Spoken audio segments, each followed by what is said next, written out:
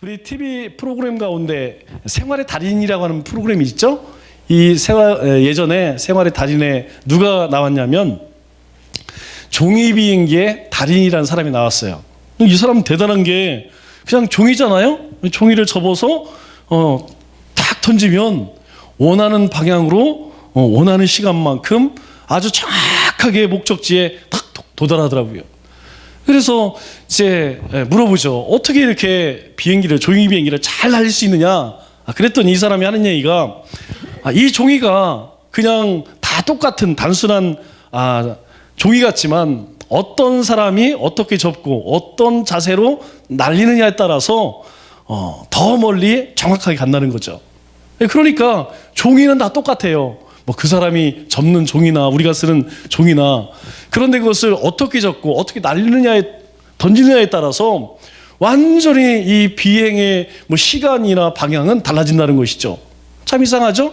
똑같은 종이인데. 여러분, 세상 사람이라면 다 누구나 하늘을 나는 새처럼 높이 날아서 되도록 빨리 형통된 삶을 살기를 원합니다. 그러나 여러분, 평범한 종이가 하늘을 날 수 없는 것처럼 연약한 인생은 하나님의 그 은혜의 창공을 향해서 스스로 나를 수 없다는 거예요. 흙으로 하나님께서 우리를 빚으시고 생명이 되게 하시는 하나님의 손에 붙들려 있어야만 우리는 자유를 얻을 수 있다는 거예요. 이것을 깨닫는 것이 참 중요합니다. 비록 우리가 이 땅 가운데 살아가면서 찢어지고 굽어지고 이해할 수 없는 수많은 그런 경험들의 순간들이 온다 할지라도 우리를 날게 하시는 하나님을 신뢰하고 우리 자신을 하나님께 내어 맡길 때에 비로소 우리는 이 세상 가운데 하나님의 거룩한 백성으로 살아갈 수 있게 된다는 것이죠. 여러분, 사실 종이 비행기에 쓰이는 종이 같은 존재가 우리 아니에요? 우리 자신을 보면 아무것도 아닙니다. 그러나 그 하나님께서 달인이 종이를 접어 비행기를 만드는 것처럼 우리 인생을 잘 그렇게 하나님께서 다루시면 우리 인생 바꿔지는 거예요. 중요한 것은 우리의 삶을 하나님 손에 맡기는 것, 내어 맡기는 것. 하나님께서 우리에게 말씀을 통해 말씀하시죠. 또 성령의 인도하심으로 우리의 발걸음을, 또 우리의 마음과 생각을 하나님께서 인도하십니다. 우리가 그것에 귀를 기울일 때 오늘 하루 하나님께서 내 삶을 어떻게 인도하시는지, 또 하나님께서 나를 통하여 어떤 것을 이루기를 원하시는지 이것을 깨닫게 되면 우리 인생은 좌로나 우로나 치우치지 않게 되죠. 그리스도인들이 무엇을 감사하겠습니까? 우리 에베소서를 통해서 우리에게 말씀하는 것이 무엇이냐면 하나님께서 창세전에 택하셨다는 것이죠. 택하신 이유가 무엇이냐? 우리를 거룩하게 하고 흠이 없게 하시겠다는 거예요. 우리로 하여금 흠이 없고 거룩한 존재 삼으시기 위해서 우리를 택하셨답니다. 그런데 어떻게 우리를 거룩하고 흠이 없게 했느냐? 바로 그리스도의 속량함으로 우리를 거룩하게 하셨다는 것이죠. 속량이 뭡니까? 값을 지불했다는 거예요. 우리의 죄값을 예수님을 통해 지불했답니다. 그래서 곧 죄사함을 우리에게 허락하셨다는 것이죠. 여러분, 사함이라는 것은 면제되었다 이런 뜻이라고 이야기했죠. 그러니까 우리 가운데에 죄가 있지만 하나님께서 십자가에서 예수 그리스도를 죽게 하심으로 말미암아서 우리의 죄를 면제하셨다. 우리에게 죄를 붓지 않으시겠다는 것이죠. 유대인들에게 아주 중요한 절기, 7절기 가운데 참 중요한 절기 중에 하나가 무엇이냐면 대속죄일입니다. 이 7가지 절기는 아주 중요해요. 그 가운데에서 특별히 3대 절기와 함께 이 대속죄일은 욤 키프르라고 해서 우리 예레미야 23장 27절에 이렇게 말씀을 합니다. 이날은 7째 달 열흘 나는 속죄일이니 이날은 이러한 어떤 일도 해서는 안 된다, 그렇게 이야기해요. 왜 안 되느냐? 왜 이 속죄일은 너희가 어떤 것도 하면 안 되느냐? 그 이유가 있어요. 그것은 바로 이 속죄일의 뜻 자체가 거룩이라는 거예요. 이스라엘 백성들 가운데에 죄가 있으면 안 됩니다. 그래서 이 대속죄일 때 이스라엘 민족의 모든 죄를 하나님 앞에 속량받는 날이에요. 그래서 그날은 이스라엘 전체가 거룩해지는 날입니다. 그래서 대제사장이 그 책임을 다하여서 지성소에 들어가게 되죠. 그런데 이 대속죄일 때에 염소 2마리를 잡습니다. 한 마리는 제사장이 잡아서 속죄소 가운데에 피를 뿌려요. 그런데 또 한 마리는 멀리 들판으로 데려가서 놓아줍니다. 이것을 아사셀이라고 이야기하죠. 아마 여러분 들어봤을 거예요. 그래서 한 마리는 잡아서 그 피를 속죄소 가운데에 뿌리고 염소 한 마리는 이제 광야로 내어 보냅니다. 그 의미가 무엇일까요? 두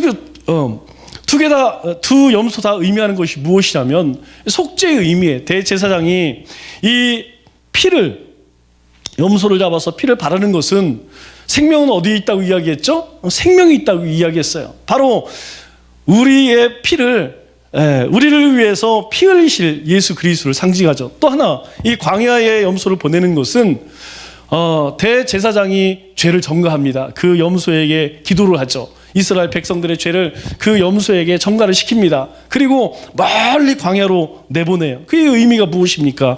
이제 우리 공동체 가운데는 우리 이스라엘 모든 백성들 가운데에는 더 이상 죄가 존재하지 않는다.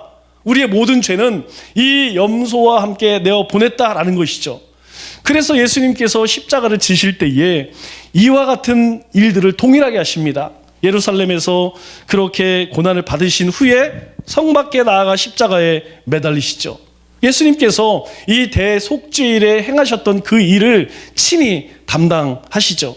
그래서 히브리서 13장 11절로 12절 말씀을 보면 이렇게 이야기합니다. 이는 죄를 위한 짐승의 피는 대제사장이 가지고 성소에 들어가고 그 육체는 영문 밖에서 불사름이라. 이것을 예수님이 통일하게 하셨다는 거예요. 그러므로 예수도 자기 피로서 백성들을 거룩하게 하려고 성문 밖에서 고난을 받으셨느니라. 주님께서 온 인류의 죄를 가지시고 그렇게 골고다 언덕에 올라가셔서 친히 십자가를 메고 그리고 십자가에서 돌아가셨다는 것이죠. 그렇게 주님의 희생과 성취로 우리는 영원한 용서와 죄 사함의 복을 받았다는 것이죠. 사도 바울이 이 에베소 성도들에게 가장 먼저 말하고 있는 것이 무엇입니까? 바로 이거예요. 오늘 우리 가운데 너희가 가장 먼저 깨달아야 할 것, 우리 신앙생활 가운데에서 우선 깨달아야 할 것, 이것이 우리 가운데 해결이 되지 않으면, 이것이 우리 가운데 깨달아지지 않으면 그 다음에 우리의 모든 이제 우리가 하는 사역들이죠, 직분들이죠, 이게 이해가 안 되는 거예요. 이거 왜 이런 걸 나한테 시켜? 왜 이런 걸 막 저절로 짜증이 나죠. 아무리 불평불만 제로 감사 충만한다 해도 그냥 우리 안에 우리의 이 옛 모습들이 나오게 돼 있는 거예요. 그래서 사도 바울이 가장 먼저 이 에베소 성도들에게 하늘의 신령한 복과 거룩하고 흠이 없게 된 것, 그것은 하나님의 은혜와 사랑이었다라고 언급을 하죠. 여러분, 우리는 하나님께서 온 천하보다, 이 세상을 만드시기 이전부터 하나님의 자녀로 작정하셨다는 거예요. 그래서 하나님이 택한 백성보다 더 가치 있는 것은 없다라는 것이죠. 여러분, 오늘 하나님께서는요, 여러분 한 사람 한 사람을 세상에서 최고의 가치로 여긴다는 거예요. 그런데 문제는 무엇이냐? 그렇게 하나님께서 최고의 가치로, 최고로 존귀하게 여기는 우리는 정말 하나님을 그렇게 생각하느냐? 하나님도 하나님을 그렇게 생각하느냐? 요거는 조금 의문이라는 것이죠. 하나님은 여전히 세상을 만드시기 이전부터 우리를 그렇게 하나님의 거룩한 백성 삼으시려고 많은 계획들을 하나씩 성취하셨는데, 그래서 하나님의 자녀된 우리들은 그렇지가 못하다는 것이죠. 여러분 어떻습니까? 오늘 세상의 가치와 세상의 가치라는 것, 그것이 영원합니까? 지금 서두에서 이야기했지만 미국 대통령, 여러분 재선이 되든 새로 당선이 되든 4년이에요. 4년 지나고 나면 또 평가받고 길어야 8년이면 다 내려놔야 합니다. 내려놓으면 여러분 그냥 똑같은 사람이에요. 그 사람은 대단한 거 먹습니까? 그 사람은 대단한 일 합니까? 그래 봐야 인생이 70이고 80이라는 거예요. 그 후에는 누구도 이 땅 가운데 영원히 살 수 없다라는 것이죠. 무슨 이야기입니까? 우리 인생은요, 우리 인생에서 가장 가치 있다고 생각하는 것들, 그것은요, 다 유한하다는 것입니다. 그러나 하나님과 하나님의 약속은요, 그렇지 않다는 거예요. 우리 가운데에 하나님께서 가장 우리에게 가치를 두시는 것처럼 우리도 하나님께서 가장 가치 있는 그것에 관심을 두면 우리는 그 하나님의 언약 백성으로서 하나님께서 이제까지 모든 역사 가운데 다 이루신 것처럼 우리의 삶 가운데도 하나님의 언약을 이루시겠다는 것이죠. 하나님께서 우리가 하늘에 속한 복을 받았다는 사실을 알기로 원하신다는 겁니다. 여러분 생각하실 때 나는 정말 이 신령한 복을 받았어. 만일 그렇다면 우리는요, 이 감사가 우리의 삶 속에서 경험되어져야 합니다. 그냥 구원받았다, 이게 아니고 구원받은 것이 너무 기쁘고 즐거워서 우리의 삶에 많은 문제들이 있죠. 그것을 덮을 수 있어야 한다는 것이죠. 여러분, 우리 가운데 불평불만이 왜 나옵니까? 불평불만이 나오는 것은 우리의 삶 가운데에 이 감사보다 불평불만이 더 많기 때문에 우리의 삶 속에서 고백되어지는 것이 바로 이 하늘의 신령한 복을 받았다는 이 고백보다는 우리의 삶 속에서 불평과 불만이 훨씬 더 많이 보여지고 그리고 그것이 경험되어진다는 것이죠. 반대로 만일 우리의 삶 속에 신령한 복으로 인한 감사가 넘쳐난다고 하면 여러분 어떻습니까? 당연히 불평, 불만은 사라지게 되겠죠. 그래서 우리가 의식적으로라도 하나님이 주신 이 영적인 복에 감사 훈련을 해야 돼요. 그것이 무엇이냐면 기도하는 것입니다. 그래서 기도할 때 너희가 하루 3번 정하고 기도해라, 너희가 틈나는 대로 기도해라, 이렇게 얘기하지 않아요. 어떻게 말씀하시냐면 쉬지 말고 기도하라, 이렇게 이야기해요. 그러니까 우리가 모든 범사에 있어서 다 하나님께서 허락하신 일이고 우리의 모든 범사에 하나님이 간섭하시기 때문에 그것 보고 원망하지 말라는 것이죠. 불평하지 말라는 것이죠. 우리 눈에는 비록 원망과 불평해 보이는 일이라 할지라도 그 속에는 하나님이 계획이 있다는 거예요. 그 계획만 우리 믿음의 눈으로 바라보게 되면 우리는 찬송할 수 있고 감사할 수 있다는 것이죠. 성령의 은혜에 감사하고 감격하는 것은 아주 중요한 영적인 생활이라는 것입니다. 여러분 왜 그럴까요? 우리 예배 생활, 전도의 삶, 선한 삶, 순종의 삶, 믿음의 삶, 이 모든 것들이 다 어디에 속해 있습니까? 결국 따지고 보면요, 우리가 구원을 얻었기 때문에 행하는 일들이에요. 여러분, 우리 구원받았기 때문에, 구원받은 하나님의 자녀이기 때문에 예배드리잖아요. 우리가 구원받은 하나님의 사랑이기 때문에 복음 증거하는 거잖아요. 하나님 말씀에 순종하고 믿음의 삶을 사는 거 아니겠습니까? 그래서 가장 사도 바울이 이 에베소 성도들에게 첫 번째로 언급하는 것이 이 죄사함의 복이라는 거예요. 저는 여러분들이 그랬으면 좋겠어요. 뭐 많은 문제들이 있고 염려들이 있고 마음에 안 드는 것들 많이 있어요. 그러나 그것보다 그 모든 것들을 덮을 수 있는 것이 무엇이냐? 구원의 기쁨과 감격이라는 거예요. 저는 그 생각만 하면 전도할 때마다 그런 날이 있는 것 같아요. 그날이 오늘이었던 것 같아요. 웬만하면 사람들이 이제 우리 특히 충청도 사람들은 받고 대답은 잘해요. 예수님 믿겠습니다. 막 너무 좋아요. 근데 오늘은 뭐 만나는 사람마다 대놓고 싫대요. 막 당황스럽더라고요. 그럴수록 제 마음 가운데에 어떤 생각이 드냐면 구원받은 것이 이렇게 귀하구나. 구원받은 것이 그 복음을 거부하는 사람들을 통해서 제가 깨닫는 게 뭐냐면 나는 그냥 내가 뭐 의식하지도 않았는데 저절로 믿어지잖아요. 하나님께서 나를 위해서 예수님을 보내시고 십자가에서 대속 제물로, 화목 제물로, 그리고 부활 승천하셔서 나의 구주가 되셨다는 것, 내 입술에서 저절로 주는 그리스도시여 하나님의 아들입니다, 이 고백이, 이 찬양이 그냥 저절로 나오잖아요. 저렇게 이 사람들에게 설명을 하고 예수님 믿어야만 그 사람들을 통하여서 하나님께서 내가 받은 그 구원의 은혜, 그것을 찬양할 수 있고 감사할 수 있더라고요. 예수님께 받은 은혜는 속량의 복으로 끝나지 않습니다. 여러분, 우리가 속량함을 받은 것을 어떻게 할 수 있어요? 나는 구원받았다? 라는 것을 어떻게 할 수 있어요? 무엇으로 확인됩니까? 그냥 나 혼자 나 구원받았어, 그럼 구원받은 것인가요? 아니에요. 우리가 구원받은 것을 무엇이 증거하냐면 하나님의 말씀이 증거해요. 뭐라고 이야기합니까? 영접하는 자, 곧 그 이름을 믿는 자에게는 하나님의 자녀가 되는 권세를 주셨으니. 우리 영접했잖아요. 영접이 뭡니까?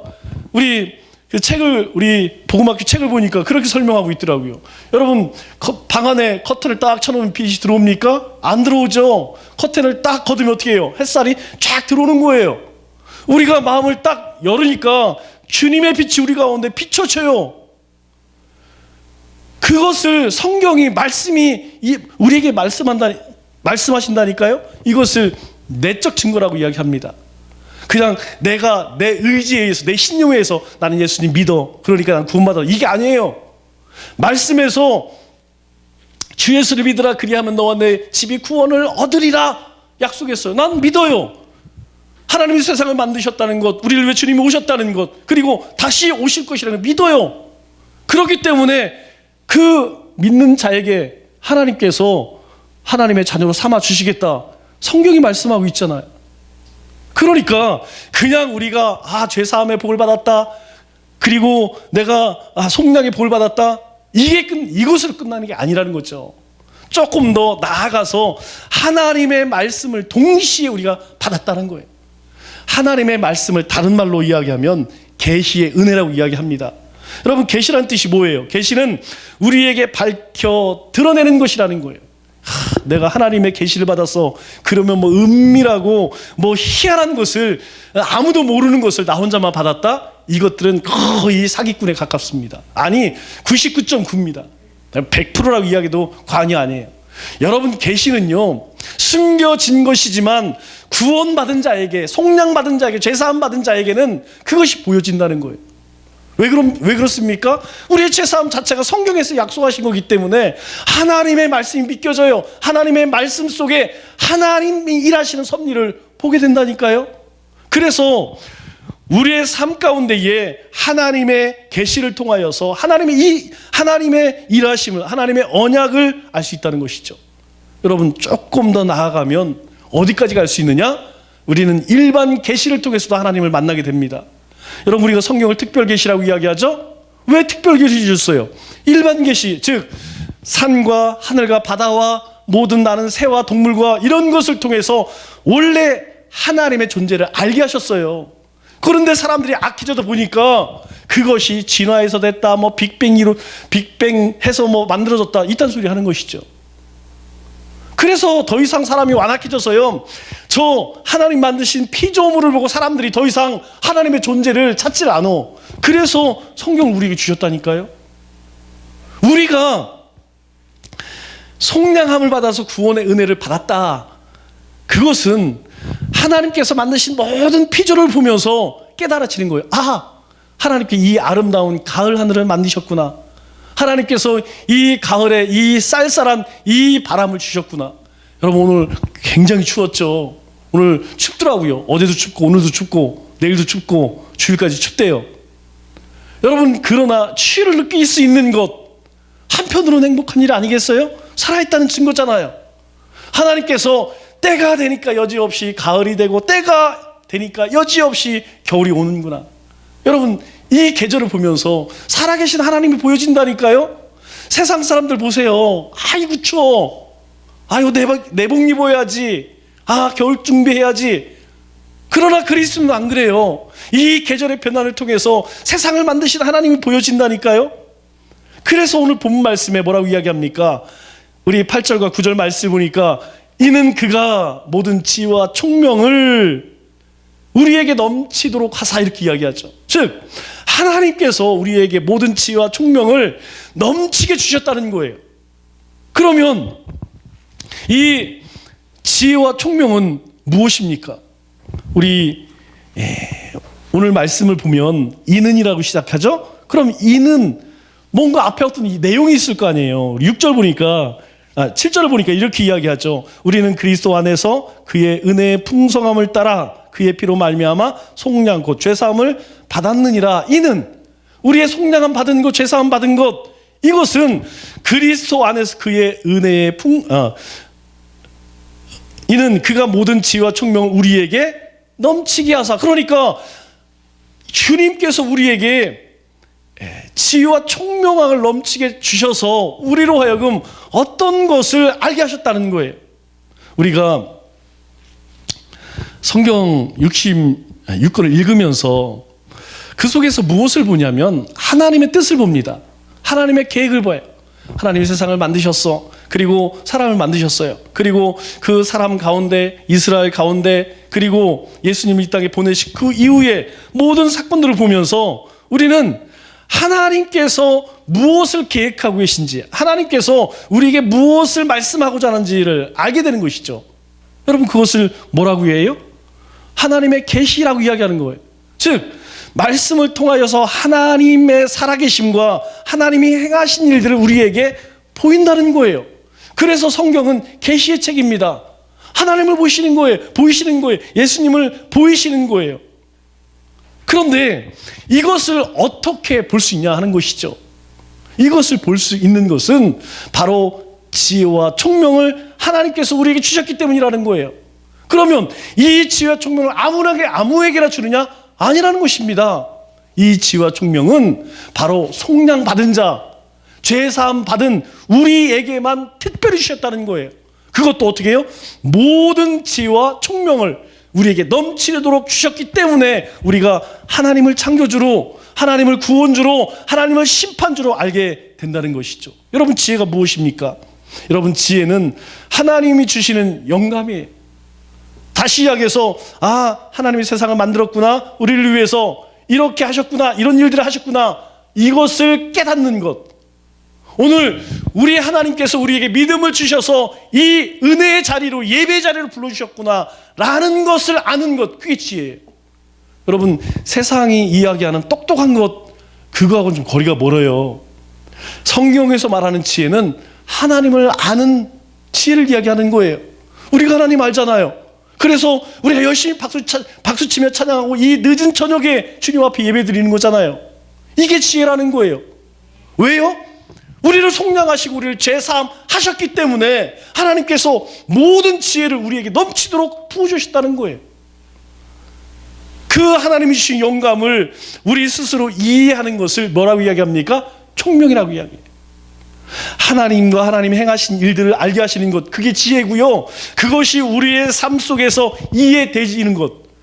여러분, 여기에는 차이가 있을 수 있어요. 그래서 우리가 하나님 앞에 기도할 때 하나님 지혜와 명철과 총명을 더해 주옵소서 이렇게 기도하는 거예요. 왜요? 우리가 구원받으면 하나님이 주신 지혜가 있기 때문에 하나님 알아요. 그러나 그것이 내 삶 속에서 어떤 선한 영향력을 미치기 위해서는 우리 가운데에 총명함이 있어야 한다는 것이죠. 여러분, 지혜가 없으면 어떻습니까? 여러분, 지혜가 없으면 자기 생각대로, 자기 좋을 대로 그렇게 살아가요. 우리가 신앙생활 하면서 이 지혜와 총명이 없는 사람들을 보면 어떤 문제가 있느냐? 여러분, 다른 것 아닌다니까요. 우리가 신앙생활 하면서 막 말 안 듣고 자기 뜻대로 사는 것은 다른 게 아니에요. 지혜와 총명이 없기 때문이에요. 하나님을 안다고 하면 우리가 함부로 그렇게 살아갈 수 있을까요? 아니죠. 우리 가운데에 하나님이 주는 지혜와 총명이 있다면 우리는 절대로 내 뜻대로 내 마음대로 살지 못합니다. 하나님의 말씀 우리의 삶 속에, 우리의 심령 가운데에서 방맹이질하기 때문에 내 마음대로 못해요. 하나님이 기뻐하시는 일일까? 하나님이 원하시는 일일까? 한 번쯤은 더 생각하고, 만약 우리가 악한 길에 들었다면 이러면 안 되지라고 돌이키게 한다는 거예요. 무엇이요? 신령한 복이, 하나님이 우리에게 주신 그 속량과 제사함의 그 놀라운 축복이 우리로 하여금 지혜와 총명한 그런 믿음의 삶을 살게 하신다는 것이죠. 그래서 우리에게 지혜와 총명을 함께 주셔서 어떻게 합니까? 진리를 믿고 진리를 깨닫게 하신다는 거예요. 또 이러한 은혜로 우리가 하늘의 신령한 복음의 진리를 믿고 알게 하신다는 것이죠. 이것이 하나님께서 그리스도를 통해서 하나님의 백성들에게 주신 첫 번째 복이라는 거예요. 그러면 우리가 한번 생각해 볼 문제가 이거예요. 그럼 왜 하나님께서 왜 우리에게 지혜와 총명을 주셔서 진리를 알게 하실까? 왜 하나님께서 우리에게 진리와 총명을 주셔서 왜 예수님을 더 깊이 그리고 자주 알게 하실까? 10절 보세요. 10절 말씀을 보니까 이렇게 이야기합니다. 하늘에 있는 것이나 땅에 있는 것이 다 그리스도 안에서 통일되게 하려 함이라. 여러분 다른 말든 다 이게 통일되게. 여러분 통일이 뭡니까? 남북 통일, 남북 하나되게 이 뜻이죠? 하나되게, 일치되게, 연합되게란 뜻이에요. 그러니까 그리스도 안에서 우리가 하나되게 하려 한다. 통일되게 하려, 우리로 하여금 일치되게 한다. 연합되게 한다. 누구와요? 하나님과. 여러분 그것을 약속한 것이 무엇입니까? 성령님 아니에요? 우리가 지금도 주님과 연합되었다는 것을 어떻게 알 수 있습니까? 성령님이 우리 안에 계시다는 사실로 우리는 알 수 있어요. 그럼 성령님이 내 안에 있다는 사실을 어떻게 알 수 있을까요? 성경을 읽으면 우리의 마음이 뛰어요. 성경을 읽으면 힘이 납니다. 소망이 보여요. 하나님께서 나를 통해서, 우리 교회를 통해, 우리 가정을 통해, 우리 자녀를 통해서 행하실 일들이 보여져요. 힘을 얻습니다. 낙심했다가도 다시 일어설 수 있는 거예요. 이게 무슨 증거예요? 바로 우리 가운데 주님이 나와 연합해 계시다는 뜻이에요. 보세요. 이는 그가 모든 지혜와 총명을 우리에게 넘치게 주셔서, 그 비밀이 무엇입니까? 그 구원의 비밀 아니겠어요? 우리에게 주신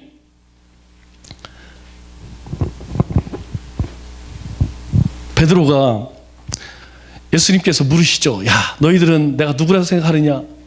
예, 뭐 누구입니다. 누구라고 합니다. 사람들이 이야기하는 이야기만 하는 거예요. 그때 베드로가 주는 그리스도시요 살아계신 하나님의 아들입니다. 이 고백을 마태복음 16장 16절에서 하죠. 그런데 이 말씀을 들은 주님께서 너무 기쁘게 여기셔서 17절에 뭐라고 이야기합니까? 예수께서 대답하여 이르시되 바요나 시몬아 내가 복이 있도다. 바요나는요 요나의 아버지란 뜻이에요. 그러니까 이 시몬이 이름이라는 사람이 너무 많으니까 아버지가 요나예요. 예. 내가 복이 있도다. 이를 내게 알게 한 이는 혈육이 아니요 하늘에 계신 내 아버지니라. 야, 네가 그걸 어떻게 알았어? 이제까지 제자들이요 그런 생각을 해본 적이 없어요. 야, 주님이 구원자구나, 그리스도구나, 주님이 메시아구나, 그리고 이분이 하나님의 아들이구나. 다른 제자들은요 사람들이 누구 엘리야라고도 하고 뭐 죽은 요한이 살아왔다기도 하고 막 이런 얘기를 해요. 자기 얘기를 못해요. 그런데 베드로가 이 얘기를 딱 할 때 주님께서 너 참 복이 있도다. 네가 그것을 아는 것은 하늘에 계신 아버지가 알게 하신 거야. 그러면 베드로가 어떻게 알았다는 겁니까? 똑똑해서? 아니에요. 바로 하나님께서 그에게 지혜와 총명을 주셔서 그 사실을 깨닫게 하셨다는 거예요. 그게 뭐라고 이야기합니까? 복이다 이렇게 이야기해요. 오늘 우리 가운데 복이 무엇입니까? 오늘 에베소 성도들에게 첫 번째로 얘기하는 복이 무엇입니까? 이 복이라는 거예요. 바로 우리가 하나님의 놀라운 은혜로 예수 그리스도의 속량함으로 하나님의 자녀가 되었다는 이것. 우리가 하나님의 말씀을 들을 때 어떻습니까? 고개가 끄덕여지고 마음이 뛰고 내게 주시는 말씀 안에서 확신이 들고 아멘 하는 것. 이것이 바로 하나님이 우리에게 베푸시는 특별한 은혜라는 사실입니다. 우리가 전도를 하다 보면 참 논리적으로도 이야기하고 뭐 여러 가지 얘기를 내가 알고 있는 모든 방법을 다 동원하죠. 그런데 참 이상한 것은요, 어떤 사람은 스쳐 지나가듯이 예수님 믿으세요 하면 한번 교회 가보고 싶어 이런 사람이 나와요. 어떤 사람은 1시간, 2시간을 떠들어도 결국은 예, 잘 들었습니다 가는 사람이 있더라고요. 여러분 차이가 무엇입니까? 우리가 말씀을 가르쳐봐도 마찬가지예요. 말씀을 가르치면 어떤 사람은 그 말씀을 듣고 그 말씀대로 살아가려고 몸부림치는 사람이 있어요. 똑같이 말씀을 배우고도 어떤 사람은 그냥 배운 것으로 끝납니다. 한 귀로 듣고 한 귀로 흘리고 그냥 사는 모습은 여전히 똑같아요. 왜 그럴까요? 하나님께서 우리에게 바로 지혜와 총명을 주셔서 우리로 하여금 그리스도 안에서 연합된 자로 살게 하기 위함이라는 것이죠. 이것이 신비라는 거예요. 세상 사람들은 천국과 예수님을 보여주면 나 믿겠습니다. 한번 예수를 보여보시오. 한번 보여보라는 거예요. 그러나 그들은 몰라요. 여러분, 보여서 믿는 것이 아니라 믿어서 보여진다는 사실을 그들은 모릅니다. 여러분, 우리도 안 보여요. 그러나 믿으니까 그 세계가 보이는 거예요. 하나님의 나라가, 하나님의 세계가 보여집니다. 그러나 그들은 우리에게 뭐라고 이야기해요? 보여봐. 보이면 내가 믿을게. 여러분, 그들과 아무리 논쟁해봐야 여러분 그 거리는, 그 간격은 좁혀지지 않습니다. 바로 받은 복이 다르기 때문에 어쩔 수 없는 거예요. 하나님께 받은 복이 달라요. 우리가 받은 복은 하늘의 신령한 복이기 때문에 그들은 절대로 이해할 수가 없는 것이죠. 그래서 마태복음 3장 11절에 이렇게 이야기합니다. 천국의 비밀을 아는 것이 너희에게는 허락되었으나 그들에게는 아니 되었나이. 여러분, 놀라운 말이죠. 천국의 비밀을 아는 것이 너희에게, 우리에게는 허락이 되었대요. 그런데 그들에게는, 저 세상 사람들에게는 허락되지 않았다라고 이야기합니다. 무슨 의미입니까? 하나님께서 허락하지 않으면 천국의 비밀을 알 수 있느냐? 절대 없다는 거예요. 말씀을 맺도록 하겠습니다. 하나님께서 우리에게 지혜와 총명의 은혜를 베푸셔서 복음의 비밀을 알게 하셨습니다. 왜 그러셨을까요? 왜 우리에게 이 신령한 복을 주셨을까요? 바로 하나님께서 온 천하보다 나를 더 사랑하시기 때문에. 왜 우리가 말씀을 순종하고 하나님의 뜻을 쫓아 살아야 하죠? 왜 우리가 힘들고 고통스러운 이 세상 가운데 하나님이 기뻐하시는 믿음의 삶을 살죠? 바로 우리를 위해서 주님께서 죄 사함의 복을 내리셨기 때문이죠. 남은 3일도 그리스도를 통해서 베푸신 구원의 은혜에 기뻐하고 감사하고 찬양하는 우리 믿음의 권속들 되시기를 주님의 이름으로 축원합니다.